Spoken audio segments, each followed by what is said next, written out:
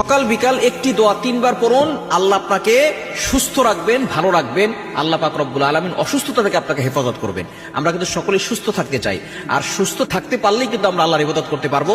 আল্লাহর ইবাদত করা আমাদের জন্য সহজ হবে। আপনি যখন সুস্থ থাকবেন, এটা হচ্ছে আল্লাহ তাআলার বড় একটি নিয়ামত।